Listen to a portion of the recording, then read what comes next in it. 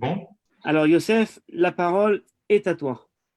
d'accord. Alors, bonsoir tout le monde. Et je voulais tout d'abord remercier le Mercaz Atid pour cette invitation et tout particulièrement Michael. Voilà, j'ai eu l'occasion il y a 1 an et demi déjà de faire une conférence à Chiur. C'était pas sur Zoom. On pouvait à l'époque parler de vive voix en classe. C'était la belle époque. On a un petit peu oublié ce que c'était. Et donc voilà, donc j'ai le plaisir de reprendre la parole ce soir. Et je voulais d'abord aussi féliciter également le Mercadatit pour tout ce Zikou Yarabim qu'il fait régulièrement avec ses multiples cours en Torah, ses intervenants très intéressants, voilà, qui puissent continuer, grandir, faire ce Zikou Yarabim parmi le public francophone. Donc ce soir, je voulais pas de cette période. On m'entend bien, Michael? Le son est Ouais, bon? très bien, très très bien. Très bien, d'accord. Alors, je voulais parler donc de cette période dans laquelle nous sommes actuellement, donc Inyané Deyoma, à savoir les 3 semaines qui séparent Yud Betamuz et Tisha B'Av, une période particulière. Alors, tout dépend de quelle façon on la prend, bien entendu. Ça peut être lourd, un peu euh, déconfortant. Toujours est-il que, hormis ces minagim et ces halachot qui sont parfois un peu pesantes, il y a malgré tout un message important qui nous concerne jusqu'à aujourd'hui. Et c'est ce message, c'est ce sens justement à ces 3 semaines que je voudrais essayer de tenter de donner ce soir. Voilà. Alors, on va commencer par le premier Makor. Si tu peux mettre, Michael, la première feuille. Voilà, tout de suite.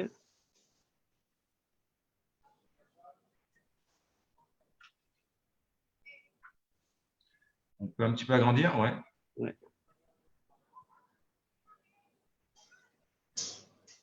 Alors, est-ce que voilà, on peut encore un peu agrandir, c'est possible? Ouais, je vais l'agrandir. Voilà. Alors, voilà, formidable.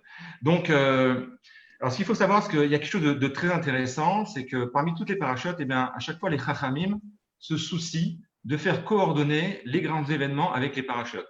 Nous avons par exemple le Sefer Bamidbar qui toujours précède Shavuot, la parachat Atem Nimtzavin qui précède toujours Rosh Hashanah, et la parachat Dvarim qui toujours constamment précède Tisha B'Av. Alors il faut savoir essayer de comprendre pourquoi, en quoi le Sefer Dvarim doit précéder Tisha B'Av. Donc il y a un grand message, on va voir ça tout de suite dans le premier passouk. On ne va pas aborder ni les passouks précédents, on va se contenter du premier passouk et on va voir que déjà dans le premier passouk, eh ben, il y a un trésor. Et à Devarim, Asher Diber Moshe et Kol Israël, voici ce que les paroles de Moshe qui a dit devant tous les Bnei Israël, Be'ever Yarden, Bamidbar, Baraba, Moussouf, Ben Paran, Ben Tofel, Achatzerot, Bedizav. Alors, il a dit ça et on dit que c'était dans le désert et c'était donc il nous donne une multitude d'endroits pas très connus à première vue. Et Rachid vient nous dire en fait que de façon très diplomatique, Moshe Rabbeinu vient de faire une réprimande au Bnei Israël de façon très élégante, très courtoise, de façon à pas trop les brusquer. Et donc toutes ces stations en fait viennent rappeler en fait les différentes périodes durant le désert où les Bnei Israël ont irrité à Kadosh Baruch Hu. Et il y a deux endroits sur lesquels je voudrais m'attarder. C'est Dizahav. Dizahav, vous le voyez. Alors, juste si je peux mettre le curseur sur Onkelos, Dizahav, un peu plus bas, Dizahav, un peu plus encore, voilà. Dizahav, le Targum, il y a toujours un trésor dans le Targum, on nous parle, on dit Hegel des Zahav. Donc, c'est très clair. Rachid aussi nous dit également. L'endroit de Dizahav, eh bien, ça vient faire allusion au Galazav. Le Egazalaza, voilà, ça c'est une première chose. Ben Paran, alors Ben Paran, Rachid nous dit, il n'y a pas le Rachid. Midbar Paran, Rachid nous dit, eh bien, c'était la faute des explorateurs, la faute des Meraglim. Donc, nous avons dans le Passouk deux endroits où, d'un côté, donc, le Egalazav, de l'autre, la faute des explorateurs. Et toutes les deux, comme on le sait, eh bien, ce sont des fautes qui sont faites à l'échelle nationale, où tout le peuple a participé et où il y a eu des conséquences laborieuses, des conséquences, comme chacun le sait, des répercussions assez graves. Et ces deux endroits, alors comme on le sait, ou peut-être pour ceux qui ne le savent pas, la faute du veau d'or s'est produite Yud Zayin Betamuz. Et la faute des explorateurs, comme on le sait, lorsque les explorateurs sont revenus d'Israël après 40 jours, eh bien, c'était Tisha B'Av.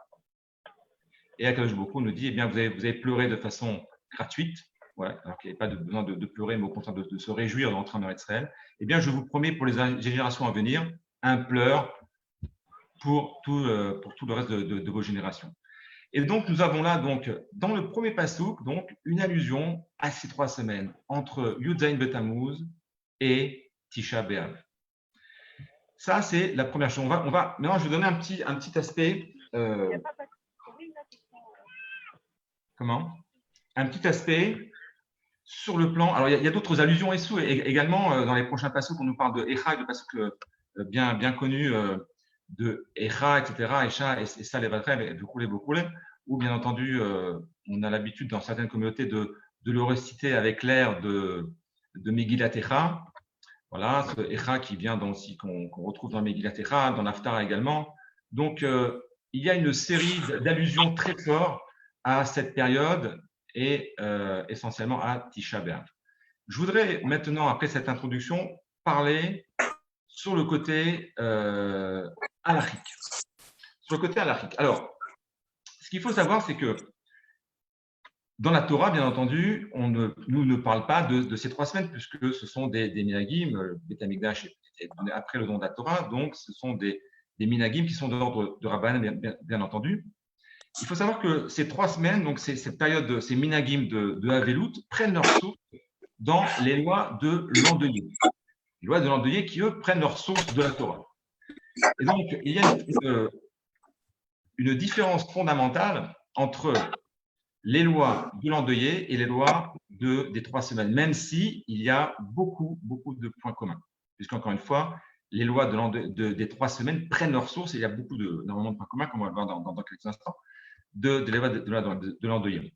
On appelle les lois de l'endeuillé diné avelout, ce sont des dinim, tandis que les 3 semaines, on appelle ça des minagé avelout. Donc le statut est légèrement différent.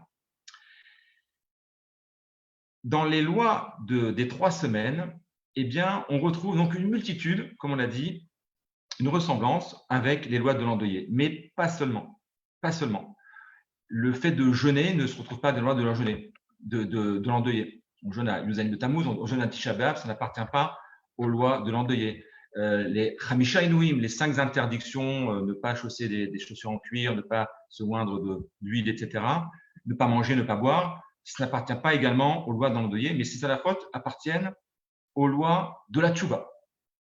Car en effet, lorsque l'on jeûne, cette période vient nous rappeler à faire teshuva.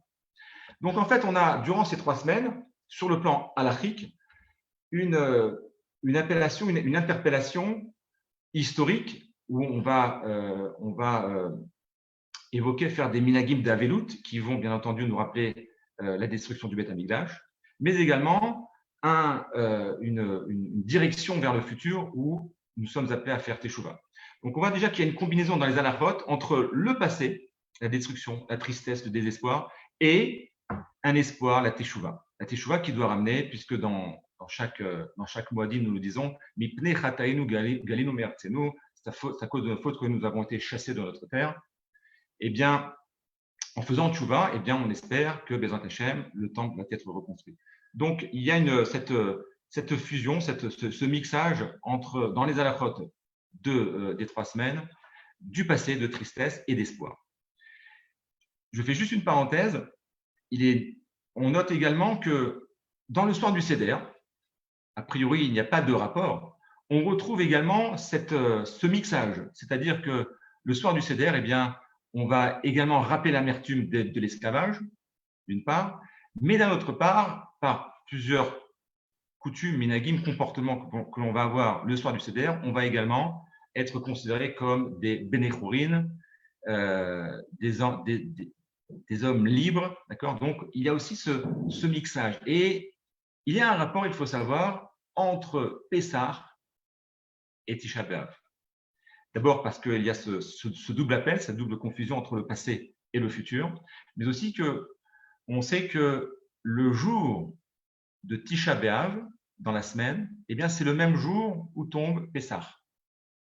Si vous voulez savoir quand tombe Tisha B'Av, vous regardez quand est tombé Pessah. Pessah est tombé un mercredi soir, jeudi, donc ce sera le cas également cette fois-ci pour Tisha B'Av.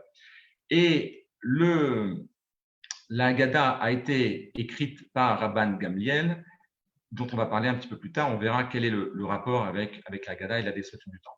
Et bien sûr, le message à la fin de la Haggadah, c'est les Shana Abba, Biru Shalaim, Abunouya. Et donc, ça nous appelle directement cet espoir vers le Beth Hamikdash.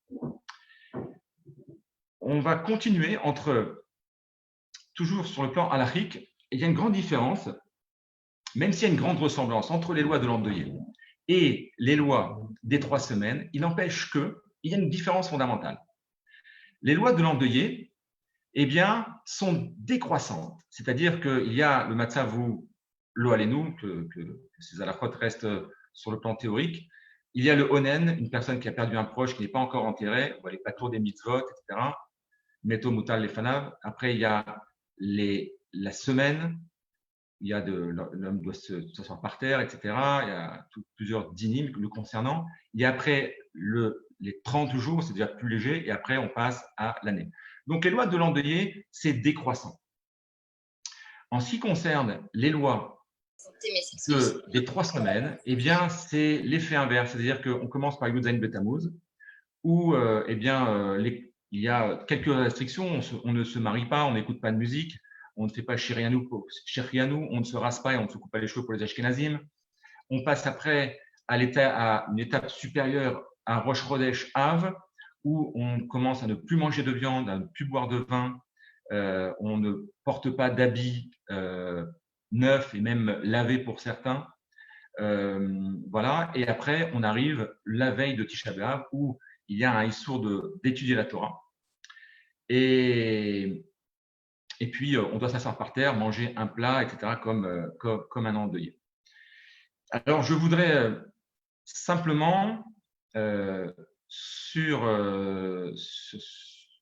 ce sujet, poser la question au public et on essaiera d'y répondre, vous essayerez d'y répondre à la fin. D'accord ? Est-ce que vous auriez une idée pour quelle raison les lois des 3 semaines sont grandissantes, sont croissantes ? C'est-à-dire que plus on avance dans le temps et plus elles sont rigoureuses. Tandis que les lois de l'endeuillé, c'est l'inverse. Voilà. Je vous laisse réfléchir. Peut-être qu'au cours du cours, eh bien, vous aurez des réponses. Et donc, à la fin, il y aura donc des questions-réponses. Si vous avez des réponses, je serai content de les entendre. Voilà. On va passer à la Gemara. Tout le monde entend bien, ça va ? Allô ? Ok, bon. Alors, la Gemara. Alors, on va commencer. Amar Rabbi Yehuda, tout en haut, un peu plus haut, Michael. Amar Rabbi Yehuda, Amar Rav. Voilà. Alors, Amar Rabbi Yehuda, Amar Rav, Kach Aya Minago shel Rabbi Yehuda be Rabbi Elai. Ainsi était le minag de Rabbi Yehuda, le fils de Rabbi Elai, la veille de Tisha B'Av. Mais Vinut Pat Hariva, on lui amène un morceau de pain sec, Bamelach, dans le sel, Veyoshev, vas-y, Veyoshev Ben Tanour la Kiraim, Veochel Beshote Alea, Kiton Shel Maim, Vedome Kemo Shel Meto Mutal Le Fanav. Donc là, qu'est-ce qu'on nous dit ? On dit que donc, Erev Tisha B'Av, donc ça concerne les 3 semaines, bien entendu, eh bien, on arrive à un sommet, le pic de la tristesse, de l'endeuillement, où l'homme est amené, c'est comme ça que Rabbi Yehuda, et c'est ramené dans les coutumes aujourd'hui, donc il mangeait un repas, un morceau de pain dans le sel, et il s'assit donc entre le four et les kiraïm, c'est-à-dire Rachid dit un endroit sale, l'endroit le plus sale de la maison. Et son esprit devait réfléchir comme si, eh bien, un défunt était devant lui. Chez Méto, c'est son défunt à lui, c'est un de ses proches à lui. Donc, pour nous dire que l'apothéose de cette période arrive à ce moment-là, à Erev Tisha B'Av. À ce moment-là, pic, on arrive au pic. Voilà, c'était pour vous illustrer ça. On peut faire une parenthèse également. Alors, j'arrive pas un petit peu, si je peux baisser un petit peu la Gemara. Juste une petite parenthèse. Non, un peu plus haut, voilà. Alors, moi, je peut-être ici, c'est un petit peu loin. Voilà. Kol haose melacha betisha b'av. C'est au milieu à peu près. Voilà, ben, tu l'as dessus là. Kol haose melacha betisha b'av eno roe siman bracha leolam. C'est également ramené dans le Shulchan Aruch. Alors, pourquoi serait-il interdit de travailler le jour de Tisha B'Av? Il n'y a pas d'interdiction a priori, puisqu'il n'y a pas de melachot asorot. On peut allumer la lumière, on peut éteindre, etc. On peut prendre la voiture. Mais travailler, eh bien, cela représente une interdiction. En tout cas, ce n'est pas conseillé, ce n'est pas recommandé. Enoro et siman bracha. Là-dessus, j'ai vu un petit pérou, je fais une parenthèse. Les melachot par excellence, on voit ça dans le melachot Shabbat, eh bien, ça concerne melachot de Binyat, de la construction du Mishkan et du temple. Et donc, Tisha B'Av, c'est l'antithèse, on pleure la destruction. Comment une personne peut-il construire, faire une melacha? Alors que la melacha par excellence, eh bien, c'est celle qui a pour but de construire le temple. Donc ça, c'était pour la parenthèse. Après donc cette introduction, cette deuxième introduction, on va passer au numéro 3. Voilà. Donc maintenant, on a vu les halachot et je voudrais maintenant essayer de comprendre, on va essayer de comprendre ensemble qu'est-ce que le Beth Amikdash. Et notre grande difficulté à nous, notre génération, les générations antérieures, c'est que nous n'avons pas connu le Beth Amikdash. Et donc, on ne peut pas faire une comparaison entre avant le Beth Amikdash, avant la destruction et après la destruction. C'est impossible. Et c'est ça tout le défi, je dirais, de Tisha B'Av, de ces 3 semaines, dans le sens où on essaye d'exprimer un deuil sur lequel nous n'avons pas connu. Nous n'avons pas connu cette vie spéciale, spirituelle.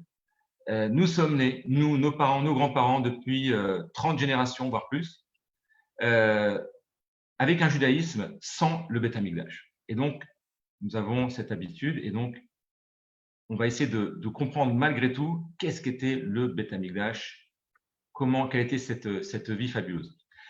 Et donc, je vous propose donc la première source, donc dans Shemot,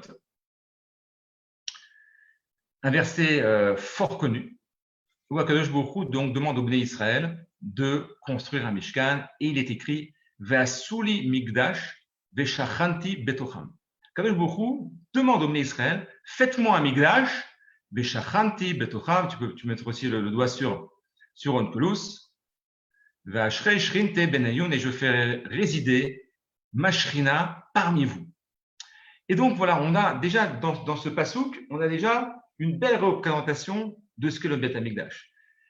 Akadosh Baruch Hu désire résider parmi nous. C'est-à-dire que avant la construction du temple, eh bien, c'est comme si Akadosh Baruch Hu réside au ciel et nous sommes séparés, nous vivons dans ce Olam Hatarton, dans ce monde matériel. Et donc, à partir du moment où Dieu demande de venir résider avec nous, c'est-à-dire que Akadosh Baruch Hu, entièrement spirituel, désire faire descendre cette spiritualité, sa présence, dans un monde qui lui est complètement opposé, dans un monde matériel.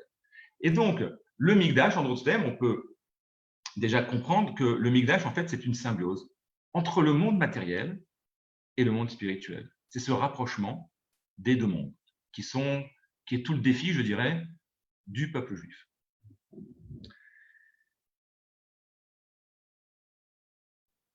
On va passer au deuxième document, si tu veux bien, Michael. J'entends pas grand monde, donc ça m'est difficile de voir si les gens écoutent. Hein. Non, on écoute, Youssef, Altidag. Vous écoutez, formidable.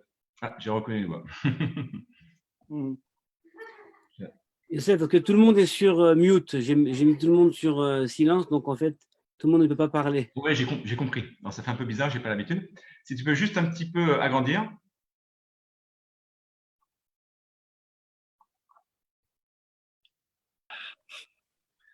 Alors, voilà. Alors, on va essayer de voir un petit peu les bienfaits, si on peut dire comme ça, du Beth Amikdash, ce que nous n'avons pas vécu.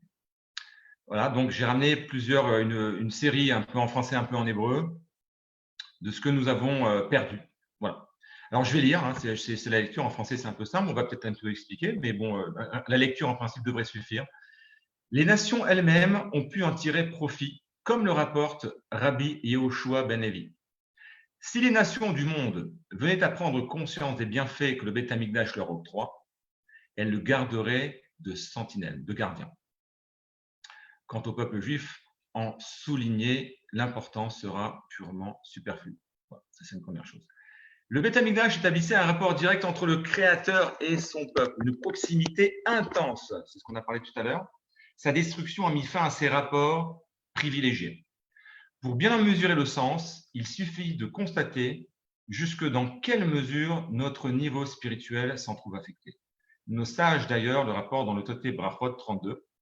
Depuis la destruction du Beth Amikdash, une muraille d'acier sépare les enfants d'Israël de leur Père qui est aux cieux.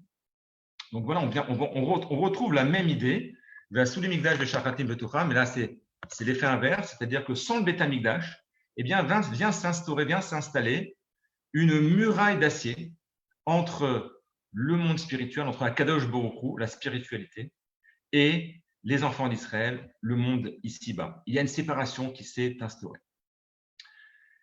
Numéro 2.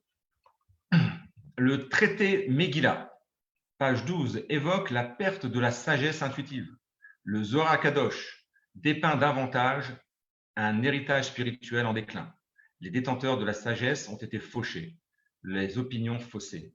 Le cœur de l'homme s'est vu dépossédé de toute rectitude et ne s'oriente désormais que vers superficialité et artifice. À présent, donc, le cœur de l'homme s'égare, si on peut dire ainsi. Alors qu'avant, avec le Beth Amikdash, où il y avait cette spiritualité, il y avait une yirat Hashem, une crainte de Dieu constante, un amour de Dieu. On décrit que à l'époque du Beth Amikdash, eh bien, c'était très rare de fauter. On n'avait pas envie de fauter. La Gemara nous dit qu'un Beth Din, un Beth Din qui condamnait à mort tous les 70 ans une personne, était considéré comme un Beth Din criminel parce que les gens, vu l'ambiance, vu ce rapprochement spirituel ici-bas, on ne pouvait pas fauter. C'était très difficile. Quelqu'un qui était Mechalet Shabbat, c'était un fou. C'était pas envisageable.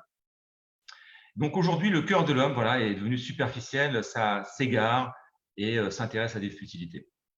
Cet héritage spolé a vu naître une situation nouvelle et pénalisante pour l'Assemblée d'Israël dans son approche du service divin, la perte de sensations spirituelles, ainsi que d'expériences intenses désormais irremplaçables. Nos cœurs ont été brisés, notre regard s'est assombri. Donc ça, c'est d'après le Midrash de Megillat Echa. Numéro 3. Rabban Shimon ben Gamliel, Omer Mishum Rabbi Yehuda, Miyom Shecharav Bet Amikdash. Rabbi Shimon ben Gamliel nous dit, depuis le jour où le temple a été détruit, En Yom She'en Bo Klala. Il n'y a pas un jour sans malédiction. Lo Yered Atal le Bracha, et le tal, la rosée n'a pas de bénédiction. Venital Ta'am Aperot. Et ont été supprimés le goût des fruits. Ve'amar Rabbi Elazar, je continue plus bas, Miyom Shecharav Bet Amikdash, Ninahalu Sha'aret Tfila. Depuis la destruction du temple, eh bien, les portes de la prière vers le ciel ont été fermées. Comme il est dit, etc. Ve'amar Rabbi Elazar, Miyom Shecharav Bet Amikdash, Nif Sekar Chomat Barzel Ben Israël Abiyam Shebashem, comme on a dit. Numéro 4. Tashma Damar Rabbi Yehoshua ben Levi, Afilu Mechitza Shel Barzel, no Mafseket Ben Israël Abiyam Shebashamayim, c'est une idée. Amar Rabba, Bechol Yom Vayom, Merubek Leato, Michel Chavero, Shenemar, etc. Un instant.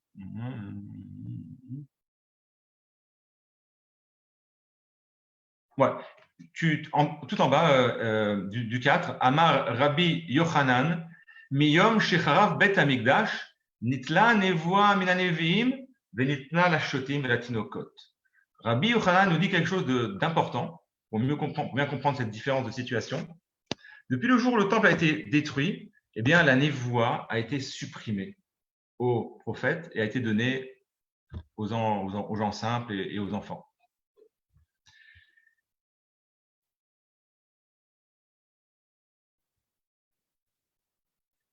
Je voudrais, avant d'aborder le numéro 5, Michael, passer à la troisième feuille.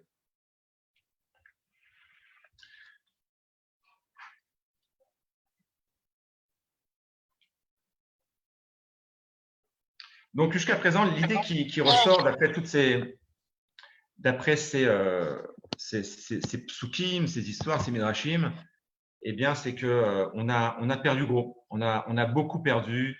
Les portes de la prière ont été fermées. Il y a une barre d'acier qui s'est instaurée entre nous, entre les Bnei Israël et notre Créateur. Il n'y a pas de névoie, etc., etc. Alors que la névoie, c'est quelque chose d'important à l'époque. On partait pas en guerre sans le Navi. Et c'est une première chose. Et le Navi, eh bien, il avait la possibilité de scanner un Ben Israël, c'est-à-dire qu'il pouvait lui dire exactement quelles étaient ses fautes et de quelle façon il pouvait faire sa réparation. Voilà, tout ça, c'est ce que nous avons perdu. Et là, je voudrais ramener deux histoires que j'ai trouvées dans deux œuvres qui nous parlent de la destruction du temple. Deux histoires qui sont basées sur les Midrashim, qui sont assez douloureuses et qui viennent nous raconter un petit peu comment s'est passée cette expulsion des Juifs. Il y a eu énormément de massacres, beaucoup de tueries. Et donc, à la fin du premier temple, eh bien, qui a duré environ 400 ans, Nebuchadnezzar va prendre en esclave le reste des Juifs qui restent tout au long du Nehar Prat et pour les amener en esclavage en Babylonie. Alors, il y a un passouk dans Tehillim qui est bien connu, qui est ramené d'abord à Tisha B'Av, et également, certains ont l'habitude de le dire avant le Birkat Hamazon. Pardon. Alors, Al Naharot Bavel, Sham Yashavnu Gam Machenu Bezachenu et Sion. Donc, sur les rives de Bavel, donc en sortant d'Eretz Israël, en allant au Galout vers la Babylonie, nous étions assis, nous avons pleuré en nous souvenant d'Israël, de Sion. Je continue. Est-ce qu'on peut mettre un petit peu plus à gauche le document, Michael? Parce que c'est un peu caché avec les caméras.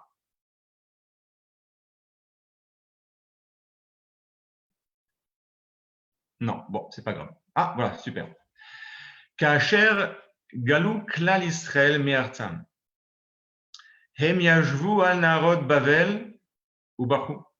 Alma em Bachou. La grande question, c'est que les Juifs qui étaient pris en esclaves, qui sortaient d'Eretz Israël, partaient en galoute, massacrés, martyrisés par l'ennemi, eh bien pleuraient. Et la grande question, c'est de savoir pour quelle raison ils pleuraient.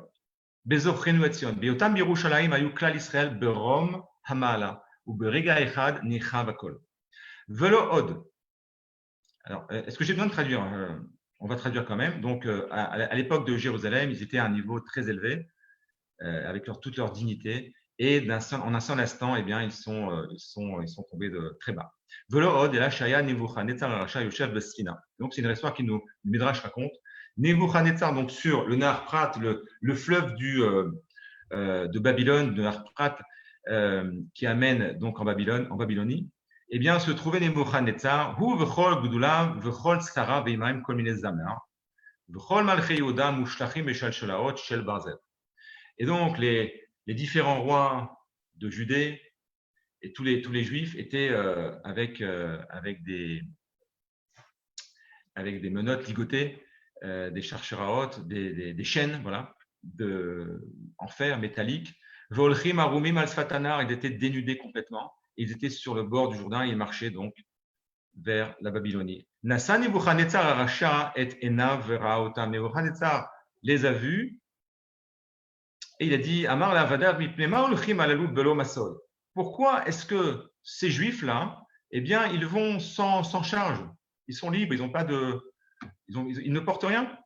Miad natnu masol venechol avec ta femme chez nikfefot komata mipne amasol. Et donc tout de suite, on a ordonné de leur mettre des charges et immédiatement leur corps a fléchi, voilà, sous le poids de la charge.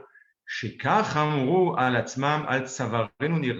c'est pour ça qu'il est écrit sur notre nuque, nous avons été poursuivis. Et à ce même instant, eh bien, leur cri est monté au ciel. Marechet shelema shel yisurim. Une succession de souffrances, makot, d'heures, de frappes, de blessures. Inuim vera'av vayu almenat rekam. Ils étaient oppressés, meurtris. Ils mouraient de faim. Ve'afal pichen meir David Amelech alav hashalom beteilim. Mais malgré tout, témoin David Amelech en Télim, Priam shel golé Bavel, lo haya laïsum berga. Témoin David Amelech que leurs pleurs, ce n'était pas à cause du martyre, de la souffrance, du poids qu'ils devaient transporter.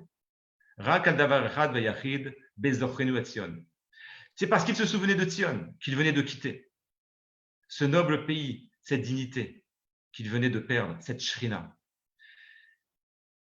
Bechi mitor gagouim leshrina gdusha, c'était un pleur qui exprimait la nostalgie de cette shrina kedusha, sainte. C'est une première histoire. On va ramener une deuxième histoire, toujours amenée par les Midrashim. Ech Nashir et Shir Hashem. Comment? On va parler des Lévim. Alors, les Lévim, bien entendu, ils avaient un rôle fondamental dans le Beth Amikdash, puisqu'ils accompagnaient lors des korbanot, lorsque les Kohanim apportaient les korbanot, eh bien, ils les accompagnaient et ils chantaient. Et non seulement ils chantaient, mais ils jouaient des instruments, différents instruments, du violon, de l'harpe. Il y avait une symphonie, une ambiance paradisiale, une ambiance spirituelle. Ils avaient des voix, ils avaient un don de la musique, de vrais musiciens que nous ne connaissons pas aujourd'hui. Et le Midrash nous dit la chose suivante. Vaï biyotam al gdot narod Babel. On est toujours sur les côtés du fleuve de Babel. Sham pagshu et Nebuchadnezzar hayoshev im kol sarav besfina malchutit bechol vekli zemer mizmorim lefanav. Et de nouveau, Nebuchadnezzar les rencontre, les voit et les croise. Il s'est adressé à les Lévim de son bateau. Les Lévim étaient sur le bord, sur la rive. Shirou li mishir Tzion. Chantez-nous, vous les Lévim, un shir de Tzion. Nagnu lifanai avoda zara. Meotam amizmurim sheitem mezamrim lifne elokechem bamigdasho. Jouez d'un instrument devant la avoda zara, de ces mêmes chants que vous avez l'habitude de faire devant votre Dieu dans le Beth Amikdash. Oula, ma Lévim, sur vous. Les Lévim ont refusé de chanter pour le rachat, pour Nebuchadnezzar. Velozo bilvad, une histoire un peu tragique, difficile. Et là, Sheaf, Yechritu Kulam Pechad, Liktoa et Agudaleem, Beshineem, Tormisirot Nefesh, Veoz, Ruach, Biltinetem Letio. Ils ont décidé tous les Lévim, de mordre leur pouce et de le couper avec leurs dents leur pouce, de façon à ne pas pouvoir jouer d'un instrument de musique. Ou bilvad shelo lechalel et gvod ou mirotav shel melech malchei amlachim bifnei gilule shel arasha ababi. C'était inconcevable pour eux qu'ils puissent jouer de la musique si spirituelle, si élevée à un rachat à Nebuchadnezzar. C'est pour ça qu'ils ont pris la décision difficile, dure, de se mordre le doigt, le pouce, jusqu'à l'occulter. Après, on peut lire Nora Lidbonen Kol Alevim Kulam Ad Acharon Shebaem Taluk Kinorem. On peut passer, c'est pas essentiel, ça reprend la même idée.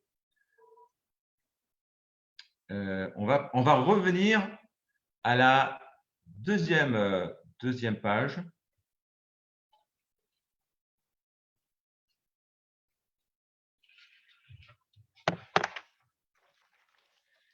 Voilà, donc on a vu d'une part les bienfaits du Beth Amikdash.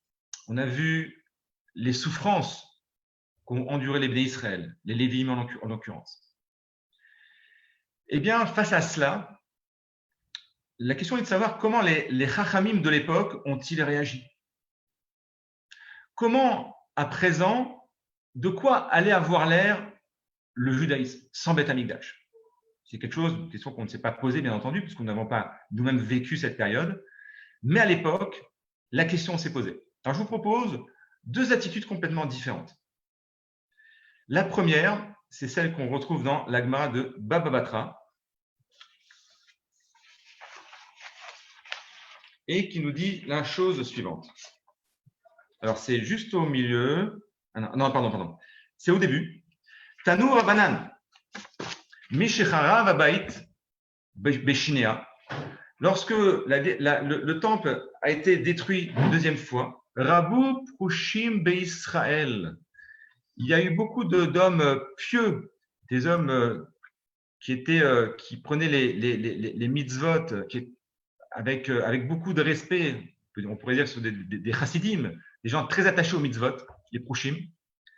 Et lorsque la destruction, la deuxième fois a eu lieu, eh bien, ils ont pris la décision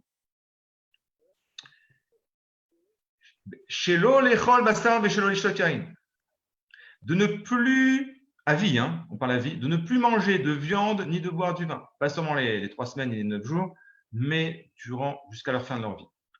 Donc, une décision assez dure, assez cruelle, mais cela vient en fait exprimer en fait la douleur qu'ils avaient après la destruction du temple. Nitfa lahem, ok. Rabbi Yoshua Amar lahem, Bana imiplema iatem ochlim basar viatem shotim yain. Pourquoi est-ce que vous ne mangez pas Rabbi Yoshua s'est adressé à eux, à ses prochains. Vous ne mangez pas de viande et vous arrêtez de manger et de boire du vin. Amrolo nochal basar shimon makrivim al gabe amizbear varchar batel. Est-ce qu'on peut manger de la viande parce que la viande sert essentiellement pour apporter les corbanotes. Et aujourd'hui, eh bien, il n'y a plus de corbanotes. Est-ce qu'on peut boire du vin alors que les vins, eh bien, on faisait nisur hayain sur l'autel, c'est-à-dire qu'on versait du vin lorsque on s'accompagnait le misber, le korban. Il n'y a plus de vin, ça servait pour le vin était essentiellement l'utilité première, c'était pour l'autel, pour les sacrifices. Est-ce qu'on peut aujourd'hui, qu'il n'y a plus de Beth Amikdash, continuer à boire du vin? Amar lahem, Rabbi Yoshua leur a répondu, Imken, lechem nonuchal, shekvar bitlu menachot. À ce moment-là, on arrête de manger du pain, puisqu'il y avait aussi des offrandes qui étaient apportées sous forme de pain. Et fchar de perot, la même chose avec les fruits, shekvar bitlu bikurim, on n'apporte plus les bikurim. Et fchar de perot, maim non ishte, maim aussi, alors à ce moment-là, si on peut aller plus loin, l'eau, on arrête de boire de l'eau, puisque on versait également sur l'autel, essentiellement la fête d'eau qui était à Sukkot, où on versait de l'eau sur le misbéar, sur l'autel également. Donc, on arrête de boire de l'eau. Chatkou. Et alors, à ce moment-là, ils ont entendu donc, les arguments de Rabbi Yoshua, ils se sont tus. Amar lahem ben Banai. Bo ve'omar lachem shelo leitabel kol ikar yefshar. Venez, je vais vous dire. Ne pas s'endeuiller, c'est impossible. Chez Gvar Nixera Xera, la Xera, elle est tombée déjà. Je ne peux pas être indifférent à la destruction du temple. Ou les tabel, le termidai, ifshar, mais trop s'endeuiller, c'est impossible. Shen gozrim xeral tzibur elaimken rov tzibur yocholim la modba, etc., etc. On ne peut faire une xéra aussi rigoureuse comme vous le désirez seulement si la majorité de la communauté du peuple peut la respecter. Or, ce n'est pas quelque chose de réaliste. De cette Gemara, on voit de là que dans cette terrible tristesse de la destruction du temple, eh bien, suite à cela, eh bien, certains juifs de grande âme, eh bien, ont voulu prendre sur eux des restrictions, ne plus manger de viande, ne plus boire du vin, et donc quelque part, bien entendu, c'est un signe de respect au Beth Amikdash, mais d'un autre côté, ça ne fait que quelque part rajouter un peu beaucoup essentiellement de tristesse. Donc ça, quelque part, on reste dans une certaine tristesse. C'est un premier avis que je voulais voir avec vous. Je vais vous ramener un deuxième avis et qui figure dans la 4e page.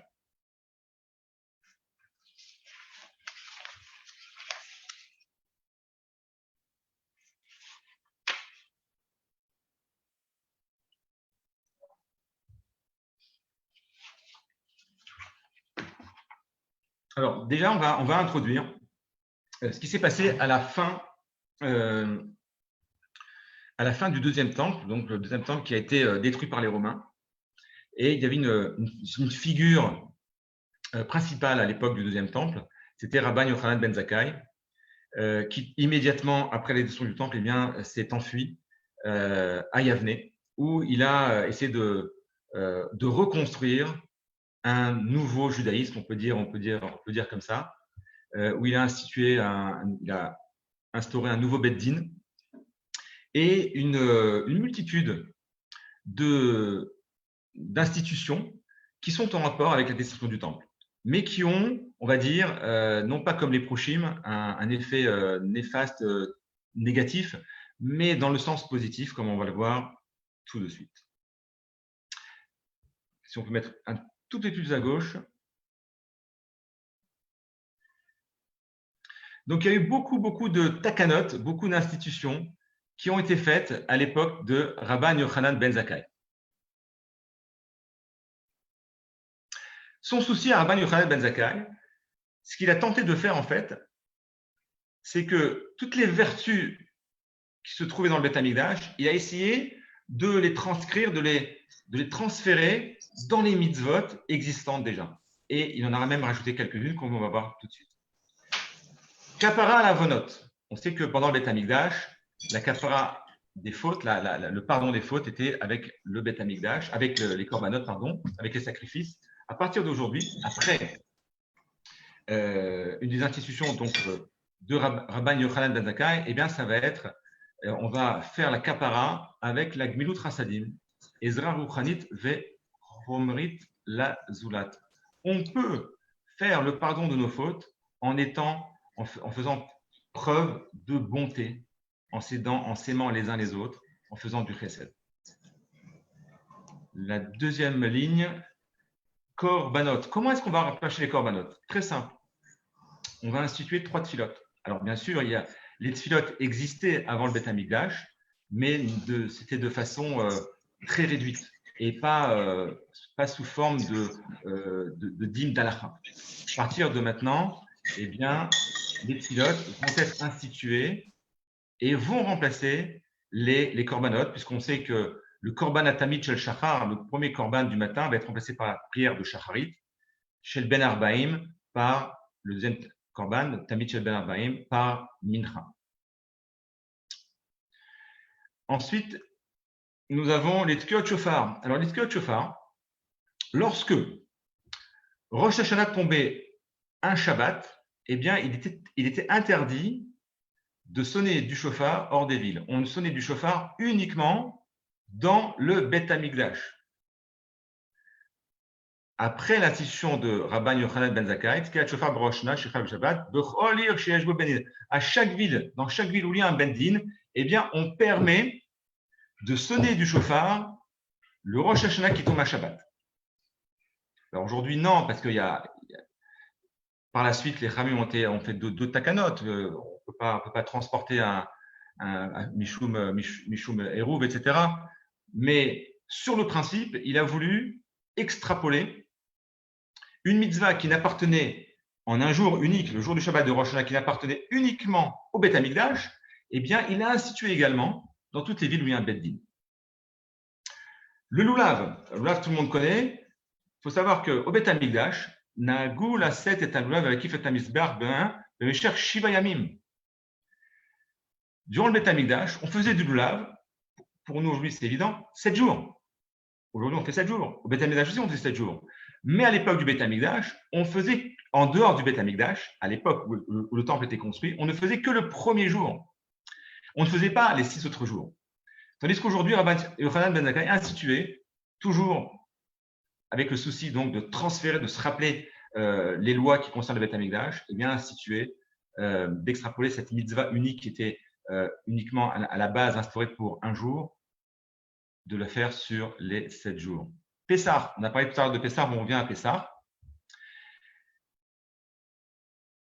Alors, Nigbea Kiarkelat Matzah Maror Beseudat à Pessah mitzvah à partir d'aujourd'hui, eh bien, manger de la matzah et du maror également, c'est une mitzvah. Alors qu'à l'époque, il fallait être au temple pour la matzah qui remplace le korban Pessah. Et donc, à l'époque, on devait se manger le korban Pessah uniquement à Yerushalayim. Aujourd'hui, eh bien, accompagné de matzot ou maror, aujourd'hui, eh bien, comme tout le monde le sait, c'est comme ça qu'on a grandi, ça fait des générations qu'on le fait. On mange des matzot et des marorim en dehors du Beth Amikdash, en dehors de Jérusalem. Bien, tout ça, ça a été institué par Yochanan ben Zakkai. Nosaf Migrat Katagada Shel Pessah. Il a institué également, lui, avec Rabban Gamiel, qui faisait partie donc, de sa communauté, eh bien, il a institué la lecture de la Haggadah. Donc la Haggadah, ah oui, on voit donc chez Chibourim, Yuchas les Rabban Gamliel ou le Chamim Bene Tkufato. Donc c'est attribué donc à Rabban Gamliel, qui faisait partie donc de la communauté de Rabban Yochanan ben Zakkai. Birkat Kohanim, à l'époque du Beth Amikdash, le Birkat Kohanim ne se faisait uniquement au temple. Il n'y avait pas de Birkat Kohanim dans les Bate Knesset. Aujourd'hui, tout le monde fait Bate Knesset dès qu'il y a un Kohen, et ben on monte. Et ben il faut savoir que c'est en souvenir du Beth Amikdash que l'on continue à faire aujourd'hui Birkat Kohanim dans les Bate Knesset. Tefila, on revient sur la Tefila. Rabban Gamliel Kava et Chovat Tefila. Gambi Echidut. À l'époque, on faisait la Tefila. Tefila Betzibour, c'était uniquement dans les Bate Knesset. Il y avait des Bate Knesset, bien sûr, à l'époque, mais ils étaient secondaires, on va dire, puisque le centre de vie, c'était le Beth Amikdash.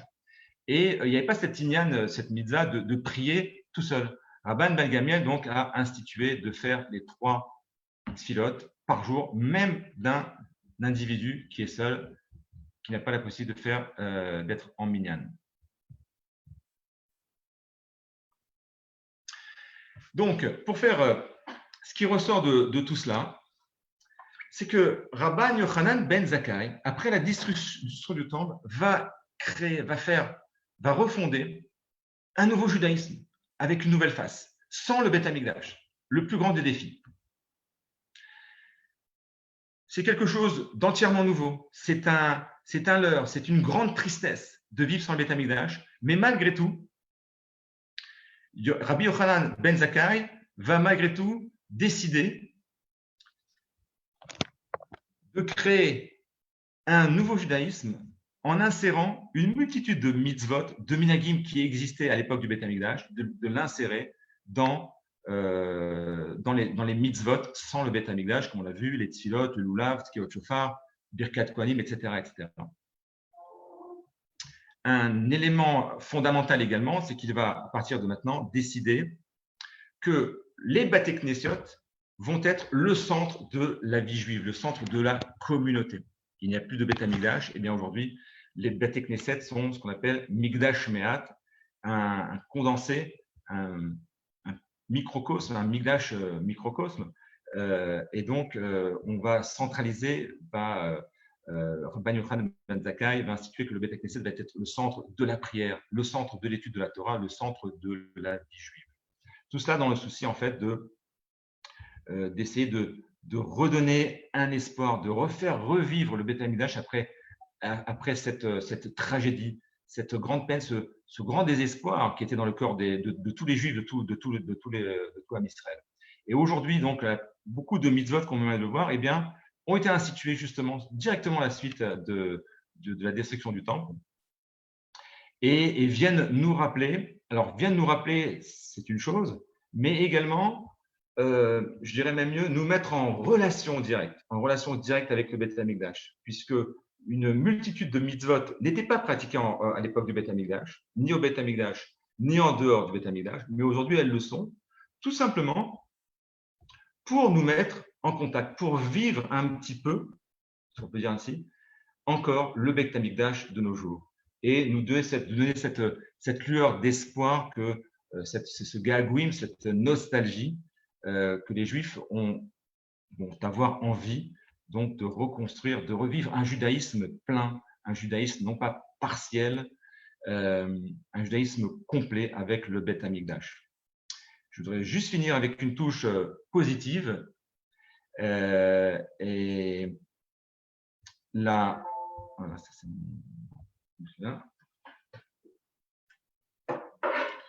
c'est que je reviens aux parachutes. Eh bien, si on a parlé donc de Rémazim qui sont un peu négatifs, néfastes, tristes dans la paracha, il faut savoir que malgré tout, durant les 3 semaines, eh bien, les parachutes qui sont ramenés, c'est Pinchas, Matot Massé et Dvarim. Eh bien, dans ces 3 parachutes, on nous parle de Nachalat Haaretz, le partage d'Eretz Israël, la mitzvah de conquérir Eretz Israël. On nous parle des notes Lofrat également, on nous parle du tirage au sort que Moshe Rabbeinu a fait entre les Shvatim, quelle terre ils ont, etc., etc.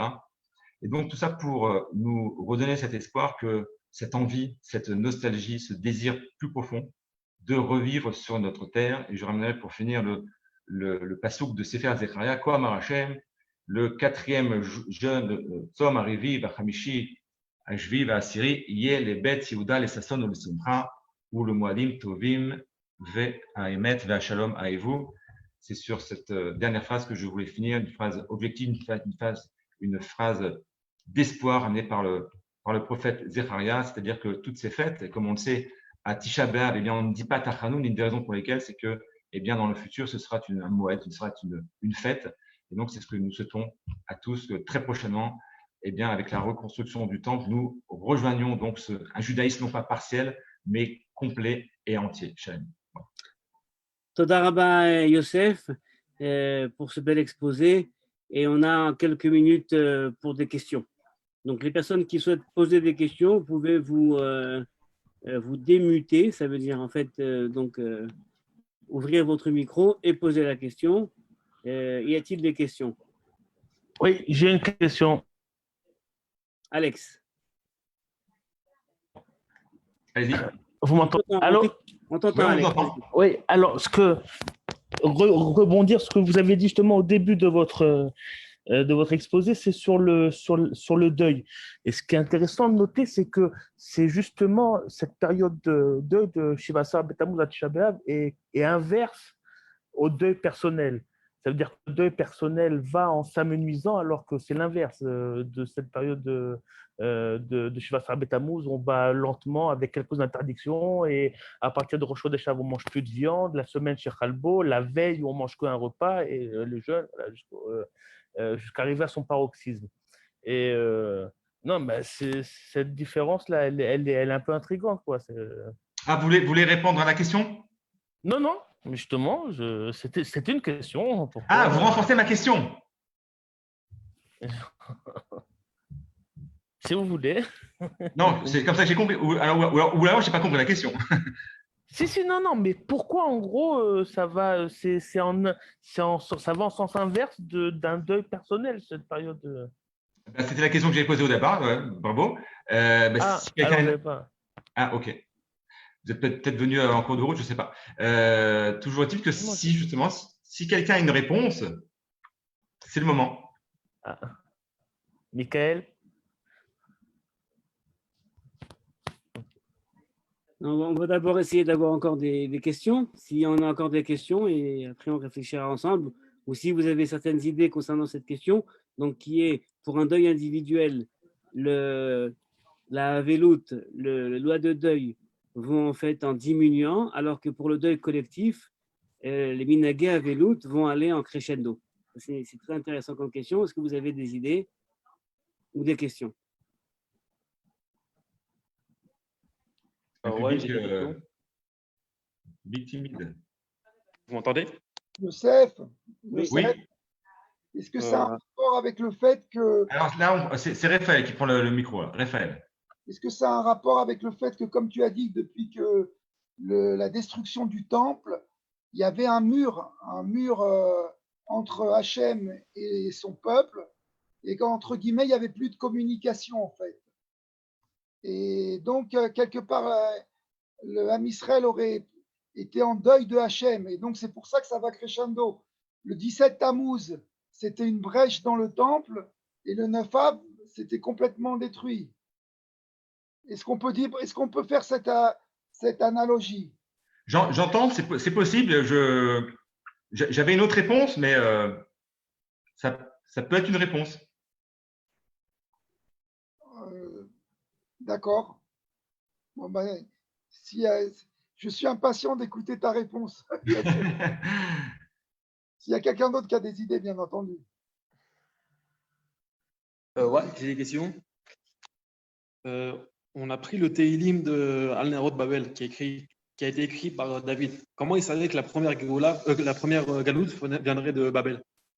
Alors, c'est une très, très bonne question que tu poses, puisque David Améler n'a même pas connu le temple, donc encore moins sa destruction. Donc, comment il a pu parler de Nerod Babel, de cette tristesse, voilà. Alors, les Mefarshim nous disent tout simplement que c'était par névoie. David Améler avait la névoie, donc il savait ce qui allait se passer dans plusieurs générations. C'est vraiment une névoie, netto. Ah, ok, merci.